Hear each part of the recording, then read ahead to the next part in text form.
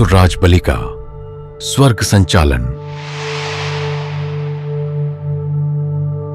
विगत अंक में असुरराज बलि के पूर्व जन्म की चर्चा हुई थी, जिसमें पापी ज्वारी ने 3 घड़ी के लिए इंद्र पद मिलते ही स्वर्ग की संपत्ति दान कर डाली थी।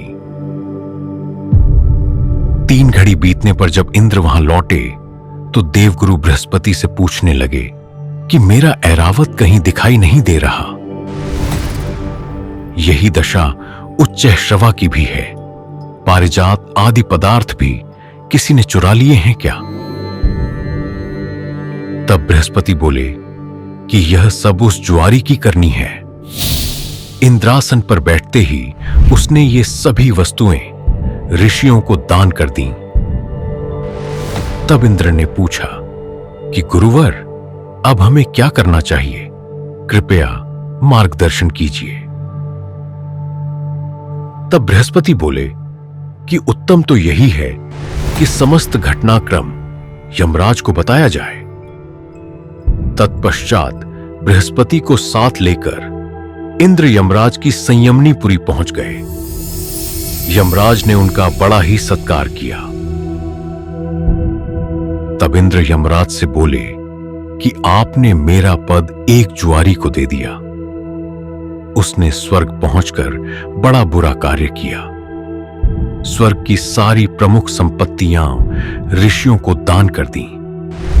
आप तो सब जानते समझते हो, फिर भी एक जुआरी को मेरा स्थान कैसे दे दिया? इस पर यमराज मुस्कुराकर बोले कि हे इंद्र, आप तो देवेश्वरों के भी राजा हैं। बूढ़े हो गए पर आपकी राज्य संबंधी आसक्ति दूर न हुई। आपने 100 अश्वमेध यज्ञ करके स्वर्ग की संपत्ति प्राप्त की थी, किंतु ज्वारी ने उसका दान करके आपसे भी कहीं अधिक पुण्य का कार्य किया है। अब तो आप या तो धन देकर अथवा चरणों में मस्तक धरकर मुनियों से प्रार्थना कर ऐरावत आदि रत्नों की पुनः प्राप्ति का उपाय करें। इंद्र ने अमरावती लौटकर ऋषियों को प्रभूत धन देकर अपनी संपत्ति पुनः प्राप्त की। इधर ज्वारी के पाप क्षीण हो चुके थे, इसलिए कर्म विपाक के अनुसार यमराज ने उसे विरोचन के पुत्र रूप में पुनः जन्म निर्धारित किया। जब वह पुण्यात्मा माता के उदर में आया तो प्रहलाद पुत्र विरोचन तथा उनकी पत्नी सुरुचि का चित्त भक्ति और दान में बढ़ गया। बालक जब गर्भ में ही था तभी इंद्र ने विरोचन को मारने के उद्देश्य से एक छल की रचना करी। इंद्र एक ब्राह्मण के वेश में विरोचन के निकट पहुंचे और अपनी रुचि के अनुरूप दान की याचना की। महाराज विरोचन ने हंसकर कहा कि विप्रवर, आप चाहें तो मैं अपना मस्तक भी काटकर आपको दे सकता हूं, अथवा यह पूरा राज्य भी आपको समर्पित कर सकता हूं। कहिए, क्या मांगते हैं आप? इंद्र ने विरोचन से मस्तक ही मांग लिया, किंतु विरोचन ने उसकी पूर्ति में तनिक भी विलंब नहीं किया। अपने हाथ से अपना मस्तक काटकर इंद्र को सौंपकर मृत्यु का वरण कर लिया।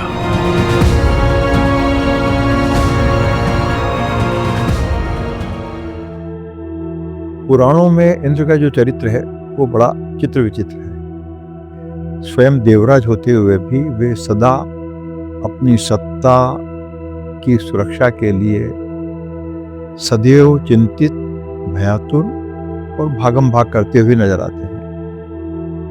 जाहिर है कि जहाँ भय है, जहाँ उपाय सोचकर चलना उचित भी है, लेकिन इंद्र तो भक्तिभाव वाले तपस्वियों के तप से भी डर जाते हैं। इंद्र हमेशा सत्ता की चाबी सदा अपने पास रखना चाहते हैं, और इसका कारण देखें तो एक बात तो सहज मानवीय प्रवृत्ति की तरह हम सोच सकते हैं कि वह इंद्रपद की योग्यता के साथ भी जुड़ा हुआ है, जिसने स्वयं को अत्यंत कठिन परिश्रम के द्वारा, साधना के द्वारा, तपस्या के द्वारा सक्षम और योग्य बनाया है, वह कभी भी नहीं चाहेगा कि कोई उसके बराबर योग्यता हासिल कर सके। वह किसी की भी बढ़ती हुई ताकत को और योग्यता को स्वीकार नहीं कर सकता है। फिर जिस समय इंद्र ने 100 से अधिक अश्वमेघ यज्ञ किए होंगे, तो क्या उस समय के इंद्र ने, जो वास्तविक इंद्र जो सत्ता पर रहे होंगे, क्या उन्होंने साधनारत इंद्र को, तपस्यारत इंद्र को परेशान नहीं किया होगा? जाहिर है किया ही होगा। और सिंहासन की रक्षा के लिए सतर्क रहना या तो सत्ता स्वयं सिखाती है, और सत्ता ही के साथ साथ अहंकार भी है और असुरक्षा का भाव भी, ये हमेशा रहना है। इंद्र के जो आख्यान है उसमें भी हम उसी तरह से देख पाते हैं, सोच पाते हैं। इंद्र को स्वर्ग का साम्राज्य पूरे वैभव के साथ चाहिए, इसलिए वे तो ऋषियों को दान की जा चुकी संपत्तियों को भी मूल्य चुकाकर फिर से खरीद लेते हैं। जबकि प्रहलाद के वंशज विरोचन या बलि भक्त हैं, उनको स्वर्ग का साम्राज्य किसी लालच से नहीं बल्कि अपने जातीय उत्कर्ष के लिए चाहिए। और यह बात अक्सर विचार में नहीं लाई जाती है, क्योंकि इतिहास ने कई बार जो हमारे जो महान चरित्र हैं, उसमें बलि भी है, उनको एक तरह से खलनायक बनाकर, असुर बनाकर ही पेश करने की कोशिश की। पिता की मृत्यु के पश्चात बलि का जन्म हुआ। पुत्र को जन्म देने के पश्चात माता ने भी प्राण त्याग दिए और पति के लोक की ओर गमन किया। वही अनाथ बालक शुक्राचार्य द्वारा असुर सिंहासन पर बैठाया गया और फिर वही बना असुर राज बलि। भागवत के अनुसार देवता बिना लड़े ही स्वर्ग छोड़कर चले गए थे, किंतु वामन पुराण के अनुसार देवताओं ने पहले पूरी शक्ति के साथ युद्ध किया है। स्वयं विष्णु देवताओं की ओर से लड़े हैं। जब विष्णु ने अर्धचंद्र की आकृति वाले नाराज नामक बाणों से बलि आदि दैत्यों को ढक दिया, तो सबने मायावी कालनेमी का स्मरण किया। घोर संग्राम में विष्णु ने कालनेमी का वध कर डाला, किंतु जब बलि का पुत्र बाणासुर उनके सम्मुख आ गया, तो शिव के वरदान के कारण उसको अभी अजेय समझकर विष्णु अंतर्धान हो गए। तब शुक्राचार्य ने कहा कि विष्णु तो देवताओं को अकेला छोड़कर चले गए, इसलिए अब तुम विजय प्राप्त करो। विष्णु ने बाणासुर को अजय जानकर अंतर्ध्यान होकर युद्ध से विराम ले लिया और देवताओं को अकेला छोड़ गए। यह सब प्रथम दृष्टया अनुचित लगता है, किंतु सत्य तो यह है कि विष्णु को महादेव के वचन का सम्मान करना था। यदि वे बाणासुर को मार देते तो महादेव का वरदान मिथ्या सिद्ध हो जाता, और आगे फिर उनके कृष्ण अवतार के समय उनके पौत्र अनिरुद्ध का विवाह बाण पुत्री उषा से भी होना है। उस विवाह के समय भी कृष्ण और बाणासुर में भीषण संग्राम हुआ था। तब भी कृष्ण ने बाणासुर को न मारकर शिव के वरदान की रक्षा करी थी। नारायण सर्वसमर्थ हैं, फिर भी नियति के विधान को पलटते नहीं हैं। वे पालक हैं, अतः सदैव प्रकृति के संतुलन को बनाए रखते हैं। वामन पुराण की इस कथा के अनुसार बिना विष्णु के देवता युद्ध में तनिक भी ठहर न सके और वे पराजित होकर स्वर्ग छोड़कर ब्रह्मलोक को चले गए। स्वर्ग के नए इंद्र अब स्वयं महाराज बलि थे। बाणासुर ने यमराज का कार्य संभाला तो मय दानव ने वरुण का दायित्व ले लिया। राहु चंद्रमा तो केतु सूर्य बन बैठा। शुक्राचार्य अब बृहस्पति की भूमिका में थे। बलि ने एक समय अपने पितामह प्रहलाद का स्मरण किया प्रहलाद बलि से मिलने के लिए पाताल लोक से स्वर्ग पहुंच गए। बलि सिंहासन से उतरकर अपने दादा के चरणों में गिर पड़े। प्रहलाद ने बलि को उठाकर हृदय से लगाया और उन्हें लिए हुए एक सुंदर आसन पर बैठ गए। बलि ने प्रार्थना करी कि मैंने आपके पुण्य प्रसाद से इंद्र को पराजित कर दिया है। अब यह साम्राज्य आप संभालिए।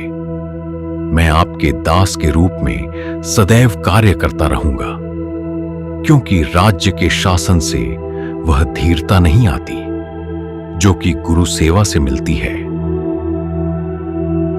प्रहलाद कहते हैं कि पुत्र, किसी समय मैंने निष्कंटक राज्य किया है, किंतु अब मैं योग साधक बन गया हूं।